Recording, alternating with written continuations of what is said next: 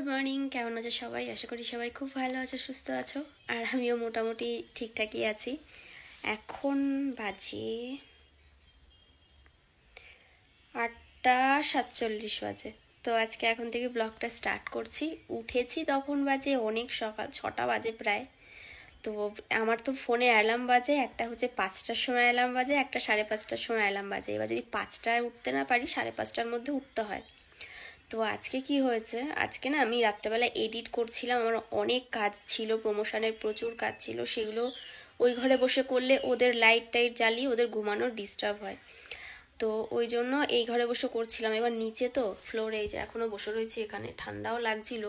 তো কি করা যাবে, কাজটা ইম্পর্টেন্ট, ওটা তো করতেই হবে। আজকেও সারাদিন আমাকে যাবে, প্রমোশন ভিডিওর আজকেও একটা কাজ আছে, মানে রিলসও বানাতে হবে, প্লাস তার সাথে আমাকে লং ভিডিও, মানে এরকম যেরকম ভিডিও ব্লগে দিই সেরকমও বানাতে হবে। দুটো, মানে একটা ভিডিও দু রকমভাবে যাবে। তো হ্যাঁ, ভালো লাগে, কাজ আসছে, কাজ পাচ্ছি তোমাদের ভালোবাসা আশীর্বাদে, সেটাই হচ্ছে সব থেকে বড় কথা। কাজ তো করতেই হবে, তাই না? নাহলে বাঁচবো কি, খাবো কি, এটাই হচ্ছে আর কি আগে। তো রিং লাইটটাই জ্বালিয়ে রাত্রেবেলা সেই 2-3টে পর্যন্ত কাজ করেছি, তারপরে কখন ঘুমিয়েছি নিজেই জানি।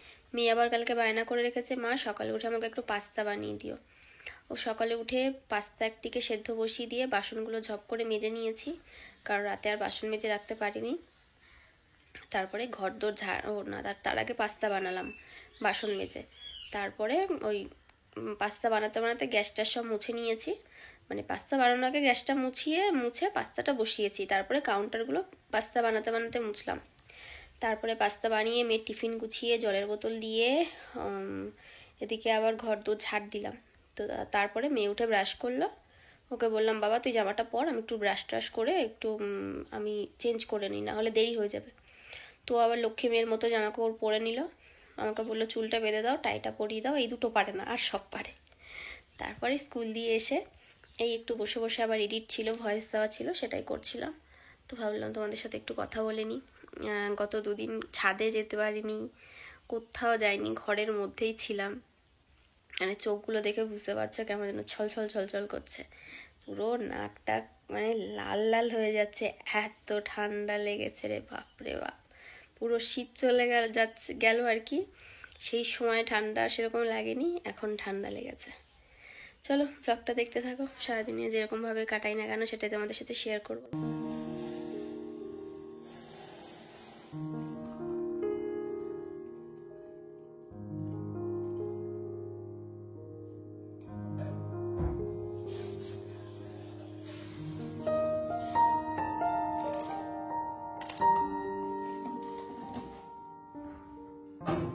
কাজ সেরে নিয়েছি, এখন 11:30টার মতো বাজে। নিচে যাব, ছাদে এসে আমাদের এই ছাদের ঘরটাকে পরিষ্কার করলাম, আর ওই কোণা থেকে দেখো আবার উঠে গেছে।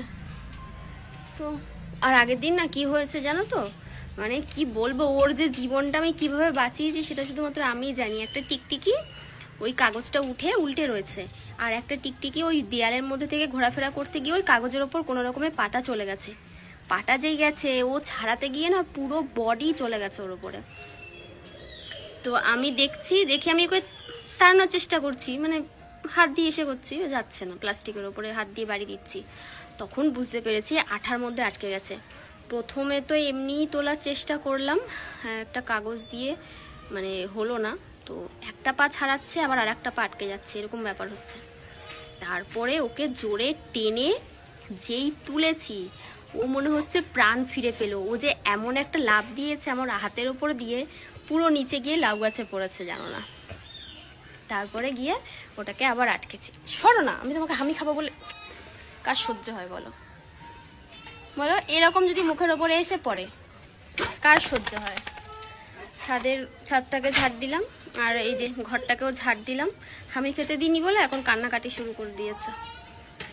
আর একটা জিনিস হয়েছে, দাঁড়াও তোমাদের দেখাচ্ছি।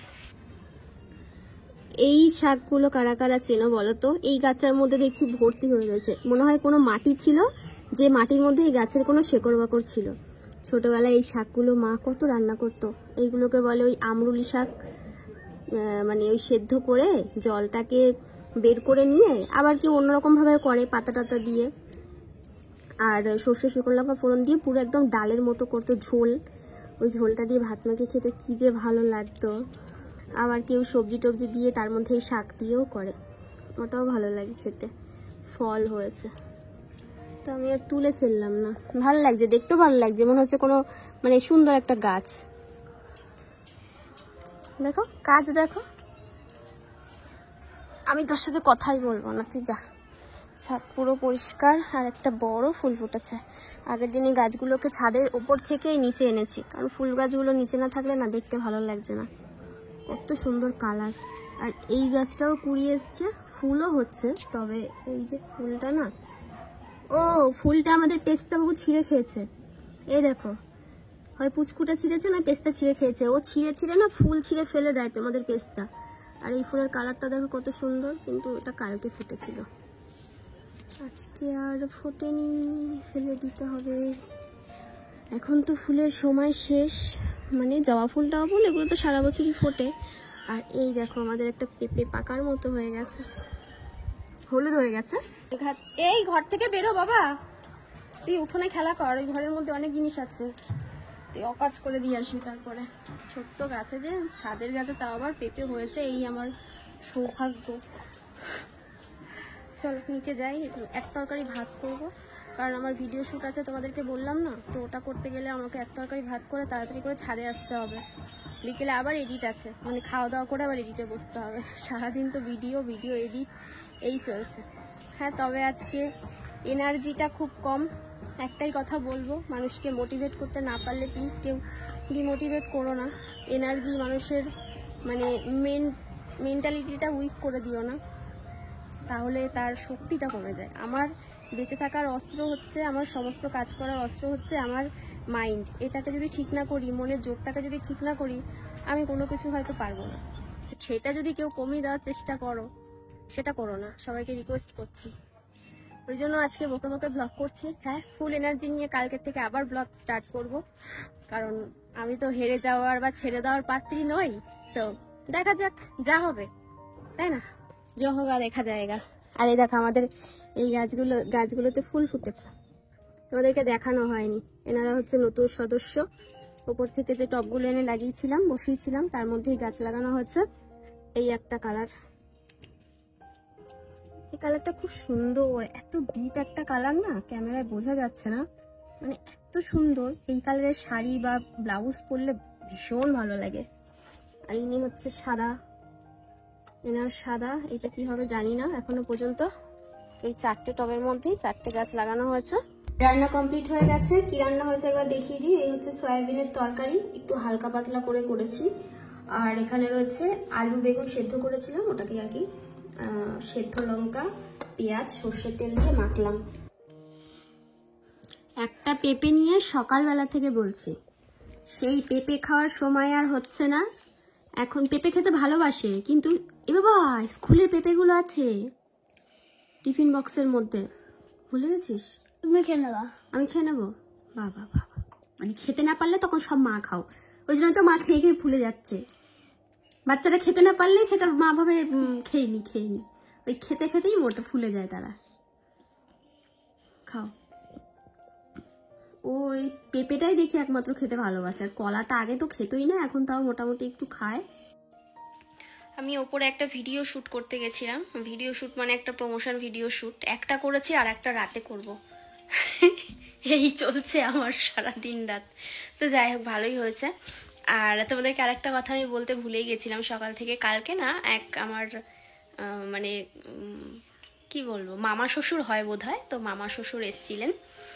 আর কারণ আমার মাসি শাশুড়ি রয়েছেন বারাসাতে থাকে, মা গেছে 2-3বার, অনেকবার গেছে মা, তো আমাদের কখনো যাওয়ার সুযোগ হয়নি। বারাসাতে রয়েছে ছবি মাসি, যদি বিয়ে বাড়িতে যাই, যদি সৌভাগ্য হয়, অবশ্যই তোমাদেরকে দেখাবো।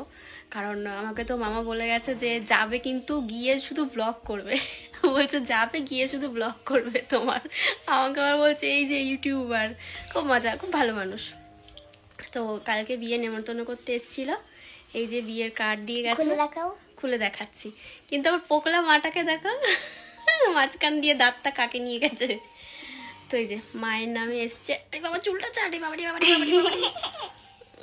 কালকে এসছে, এসে ওই রাত্রেবেলা তখন প্রথমে গেছে ওই বাড়িতে, এই বাড়িতে মা ছিল না বলে ওই বাড়িতে গেছে, মানে আমার শাশুড়ি ছিল না বলে।